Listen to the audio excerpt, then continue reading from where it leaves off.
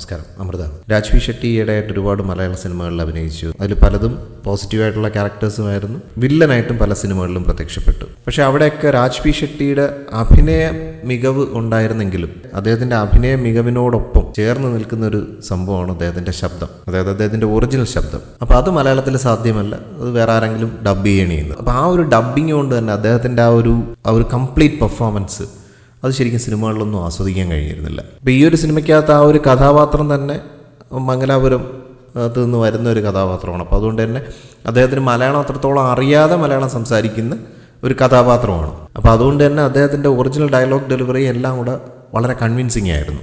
പിന്നെ ഇതിനകത്ത് എടുത്തു പറയേണ്ടത് അപർണ മുരളിയുടെ പെർഫോമൻസ് ആണ്. പൊതുവെ ഹോളിവുഡ് സിനിമകളിലാണ് ലേഡീസിൻ്റെ പെർഫോമൻസ് ഈ സർവൈവൽ പാർട്ടിലൊക്കെ നന്നായിട്ട് അവർ പെർഫോം ചെയ്തെടുക്കുന്നത്. പക്ഷേ ആ ഒരു കാര്യത്തിൽ എന്തുകൊണ്ടാണ് ഈ നടിക്ക് നാഷണൽ അവാർഡൊക്കെ കിട്ടിയെന്നുള്ളത് ഈ ഒരു സിനിമ കാണുമ്പോൾ അത് പ്രൂവ് ചെയ്തിരിക്കുകയാണ്. ഇത്തരത്തിലുള്ള കഥാപാത്രങ്ങളൊക്കെ നല്ല ഗംഭീരമായിട്ട്, അത് ഓരോ സർവൈവലും വരുമ്പോഴത്തേക്ക് ഇതിനകത്ത് കുറച്ച് ഓവറാക്കി കളയുമെന്നൊക്കെ നമുക്ക് പലയിടത്തും തോന്നുമെങ്കിലും അത് ആ കറക്റ്റ് മീറ്ററിലാണ് പുള്ളിക്കാരത്തി ആ ഒരു ക്യാരക്ടറിനെ ഹാൻഡിൽ ചെയ്തിരിക്കുന്നത്. പിന്നെ കുറച്ച് ആക്ഷൻ രംഗങ്ങളൊക്കെ വരുമ്പോൾ പോലും അവിടെയൊന്നും ഒരു തരത്തിലും ഒരു അഭിനയമായിട്ടോ അല്ലെങ്കിൽ കുറേ കാര്യങ്ങൾ പഠിച്ചിട്ടൊക്കെ ചെയ്തിരിക്കുന്നതായിട്ടോ ഒന്നും തോന്നിയില്ല. വളരെ ഒരു നാച്ചുറലായിട്ടുള്ള, വളരെ റോ ആയിട്ടുള്ള കുറച്ച് ഫൈറ്റ് സീക്വൻസുകളൊക്കെ ഉണ്ട്. അതൊക്കെ നല്ല ഗംഭീരമായിട്ട് പുള്ളിക്കാരത്തി അത് ചെയ്തിട്ടുണ്ട്. അതുപോലെ ഈ സർവൈവൽ എന്ന് പറയുമ്പോഴത്തേക്ക് എവിടെയൊക്കെ അടച്ചിട്ടിട്ട് നമ്മൾ പുറത്തിറങ്ങി കിട്ടുമ്പോൾ, പുറം ലോകം കാണുമ്പോൾ കിട്ടുന്ന ഒരു അനുഭൂതി ഉണ്ടല്ലോ, അതൊക്കെ ആ മൈന്യൂട്ട് എക്സ്പ്രഷൻസ് വരെ പുള്ളിക്കാരത്തി ആ കഥാപാത്രത്തിൽ നന്നായിട്ട് ചെയ്തു വെച്ചിട്ടുണ്ട്. പിന്നെ സിനിമാറ്റോഗ്രഫി, ഗംഭീര സിനിമാറ്റോഗ്രഫിയാണ്. മിഥുൻ മുകുന്ദനാണ് ഇതിൻ്റെ ബാക്ക്ഗ്രൗണ്ട് സ്കോർ ചെയ്തിരിക്കുന്നത്. ഒരു ബാൻഡിൻ്റെ സപ്പോർട്ട് എഴുതി കാണിക്കുന്നുണ്ട്, E4 എന്ന് കണ്ടു പറഞ്ഞിട്ടൊരു ബാൻഡ്. അവരുടെയും കൂടെ സപ്പോർട്ട് ഇതിനകത്ത് ഉണ്ടോ എന്നൊരു സംശയമുണ്ട്. എങ്കിലും മിഥുൻ മുകുന്ദൻ്റെ കമ്പോസിഷൻ ആണെന്നുള്ളത് ഇതിനകത്തൊരു ഇംഗ്ലീഷ് പാട്ടുണ്ട്. അത് കേൾക്കുമ്പോൾ അറിയാം അത് പുള്ളിയുടെ ഒരു വർക്കാണെന്നുള്ളത്. പിന്നെ ഫൈറ്റൊക്കെ എന്ന് പറഞ്ഞാൽ ഭയങ്കര റോ ആണ്. അതുകൊണ്ട് തന്നെ അത് ശരിക്കും ഭയങ്കര കൺവിൻസിങ് ആയിരുന്നു. ഈ സിനിമ എടുത്തിരിക്കുന്നതേ ഒരു റോ ടൈപ്പ് ഓഫ് ഫോമാറ്റിലാണ്. അപ്പോൾ ആ ഒരു റോ കംപ്ലീറ്റ് ആയിട്ട് ഫൈറ്റ് കോറിയോഗ്രാഫിയിലും ഒക്കെ പിടിച്ചിട്ടുണ്ട്. അതായത് ഓവർ ദ ടോപ്പ് പരിപാടികളൊന്നുമില്ല. അതാണ് ഈ സിനിമയുടെ ഒരു ബ്യൂട്ടി ആയിട്ട് എനിക്ക് തോന്നിയത്. പിന്നെ ഇതിനകത്ത് ഈ 2 കഥാപാത്രങ്ങളാണെന്നുണ്ടെങ്കിലും മറ്റ് കുറച്ച് പുതിയ കഥാപാത്രങ്ങൾ അവരൊന്നും സിനിമയിൽ അധികം കണ്ടിട്ടുള്ളവരല്ല. പക്ഷേങ്കിലും ഓരോരുത്തരും അങ്ങനെ വന്നിട്ടുള്ള ഓരോ കഥാപാത്രങ്ങളും അവരുടെ ക്യാരക്ടറിന് നല്ല വൃത്തിക്ക് ചെയ്തിട്ടുണ്ട്.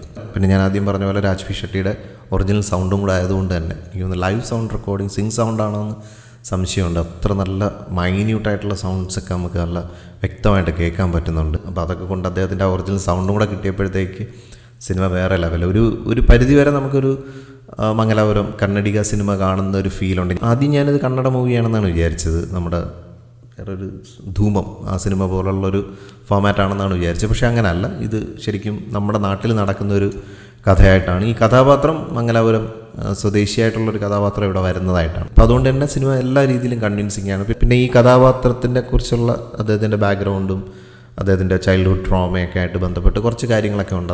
അങ്ങനെയുള്ള കഥാപാത്രങ്ങൾ ഇദ്ദേഹത്തിൻ്റെ കൈ കിട്ടിക്കഴിഞ്ഞാൽ ഇയാൾ വേറെ ലെവലിൽ തന്നെ എത്തിക്കുക എന്നുള്ളതിൽ ഒരു സംശയമില്ല. അത് തുടക്കം മുതലേ നമുക്കത് മനസ്സിലായി. ഇദ്ദേഹത്തിൻ്റെ സിനിമ കാണുമ്പോഴേ നമുക്കറിയാം ഇദ്ദേഹത്തിൻ്റെ ഒരു എക്സ്ട്രാ ഓർഡിനറി പെർഫോമൻസ് അതിനകത്ത് കാണുമെന്നുള്ളത്. അത് ഈ മൂവിക്കകത്ത് എന്തായാലും ഉണ്ട്. അപ്പോൾ ഈ കഥാപാത്രം തന്നെ ഒരു കന്നഡിക ആയതുകൊണ്ട് ഭയങ്കരമായിട്ട് നമ്മളെ കൺവിൻസ് ചെയ്യിപ്പിക്കുന്നുണ്ട്. ആ കഥാപാത്രത്തിനായിരുന്നാലും ആ തിരക്കഥയായിരുന്നാലും എൻ്റയർ സ്റ്റോറി ആയിരുന്നാലും. പിന്നെ കൂടുതൽ എന്തെങ്കിലും പറഞ്ഞു കഴിഞ്ഞാൽ സ്പോയിലറായി പോകും. സിനിമ നിങ്ങൾക്ക് ഒരു തിയേറ്റർ അനുഭവമാണ്. പിന്നെ എല്ലാവർക്കും ഈ ഒരു ജോൺറ ഇഷ്ടപ്പെടുമെന്ന് അറിയത്തില്ല. അപ്പോൾ ഞാൻ ഇദ്ദേഹത്തിൻ്റെ ഒരു കട്ട ഫാനാണ്. അപ്പോൾ അതുകൊണ്ട് തന്നെ ഈ ഒരു സിനിമ 100% എനിക്കങ്ങോട്ട് വർക്കായി. അതുകൊണ്ട് ഞാൻ ഈ മൂവിക്ക് ഔട്ട് ഓഫ് 10 9 റേറ്റ് ചെയ്യുന്നു. അപ്പോൾ എന്തായാലും മറ്റൊരു സിനിമ വിശേഷമായിട്ട് നമുക്ക് വീണ്ടും കാണാം. Thank you for watching. Thank you for supporting.